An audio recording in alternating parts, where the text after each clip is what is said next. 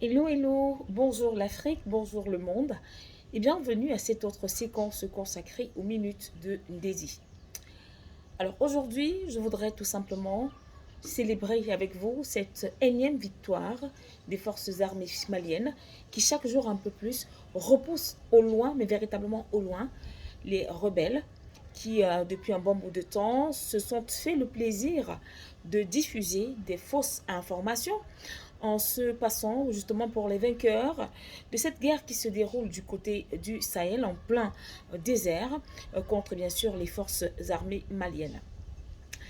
Une manipulation de médias, une manipulation de l'opinion publique avec justement des fake news à profusion, notamment des fake news du genre oui, la dernière attaque récemment du côté de Bouram, nous avons tué plusieurs FAMA, nous avons récupéré le matériel, mais sauf que ces terroristes le disent par des communiqués, parce que ces derniers ont créé des comptes Twitter, des sites internet où ils divulguent ces fausses informations.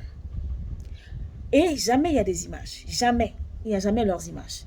Par contre, de l'autre côté, lorsque les FAMA sortent un communiqué, c'est accompagné de chiffres, accompagné d'images.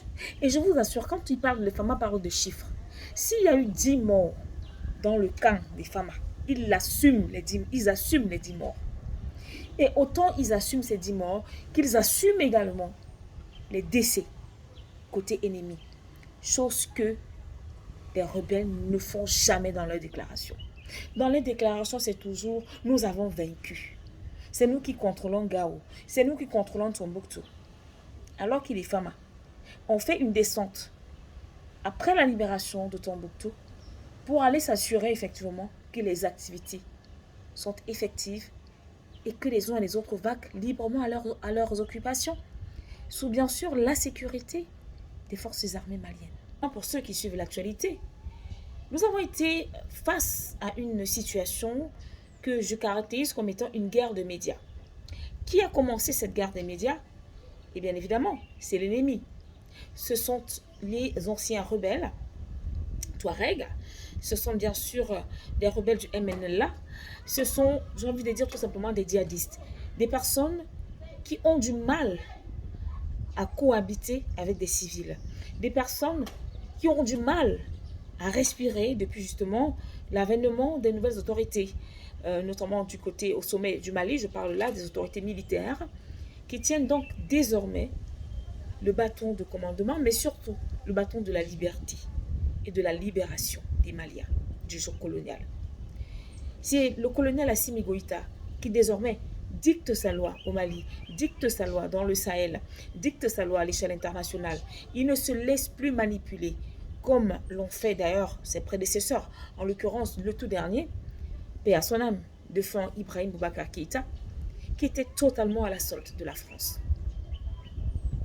Alors il se trouve que ces rebelles qui vivent donc en autarcie, je vais le dire ainsi, dans le Sahel, ces rebelles qui sont carrément coupés du reste du Mali et qui veulent faire justement du reste du Mali leur Mali à eux, avec leurs lois. Ça ne sera pas le cas. Parce qu'à ce jour, nous sommes le 5 octobre 2023, 19 bases terroristes ont été récupérées par les forces armées maliennes. Cap actuellement sur Kidal, le fief, le bastion même de ces bandits. Le cap sur Kidal. Il n'y a qu'à voir l'armada qui s'est déployée, qui se déploie tous les jours pour la sécurité de tout le Mali. Je tiens à rappeler que la communauté internationale, j'ai envie de dire la communauté dite internationale, qui demande tant les élections, Assimi a été très clair. Pas d'élection dans un pays où les candidats ne pourront pas aller battre campagne à Gao, à Tombouctou, à Bourem, ou même justement du côté de Kidal. S'il y a élection, il faudrait que tous les candidats puissent aller dans ces régions qui, pour le moment, sont effrayés par ces petits bandits de petits chemins, effrayés par ces petits djihadistes qui se bombent le torse parce que soutenus par la France. parce que soutenu par la France, par cette France qui arme ses rebelles, par cette France qui monnaie auprès du Conseil de sécurité des Nations Unies pour empêcher M. Abdoulaye Diop, par ailleurs ministre des Relations extérieures, de présenter les preuves qui accablent cette France, oui, cette France qui arme les terroristes dans le Sahel.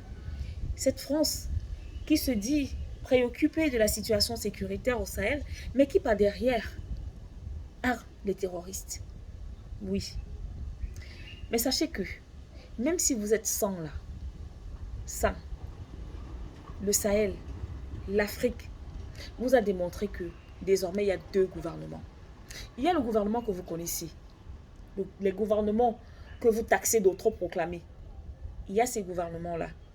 Et puis, le deuxième gouvernement, c'est le peuple. Le peuple, ce peuple-là, à moins que vous décidez de décimer tout un pays par des armes, mais ça n'arrivera pas. Parce que debout, nous le sommes, plus que jamais.